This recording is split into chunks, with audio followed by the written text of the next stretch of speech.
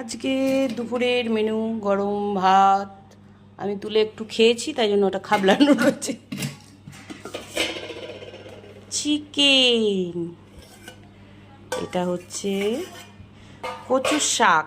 আচ্ছা, ঘরের মধ্যে চিংড়ি মাছ ছিল, আমার কচুর শাকটা শুধু কী দিয়ে করবে, তাই চিংড়ি মাছ দিয়ে করো তো কচুর শাক। কচুর লতি খাই সবাই, দেখেছি বাঙালরা, তাহলে আমি কচুর শাকটা কেন চিংড়ি মাছ দিয়ে হবে না, তাই কচুর শাকটা চিংড়ি মাছ দিয়ে করা হয়েছে, জানি না কেমন হবে।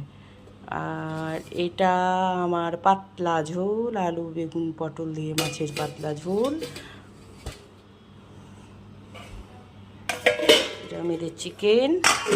আর এটা হচ্ছে তোমার ওই লাউ চাল কুমড়ো যেরকম হয় না, সেরকম ধরনেরই একটা ঠান্ডা জিনিস, এখানে সবাই এখানে বলে খেরো। সে খেরোর তরকারি, আলু দিয়ে ছোলা ভেজানো দিয়ে, এই যে ছোলা দিয়ে, এই যে ছোলা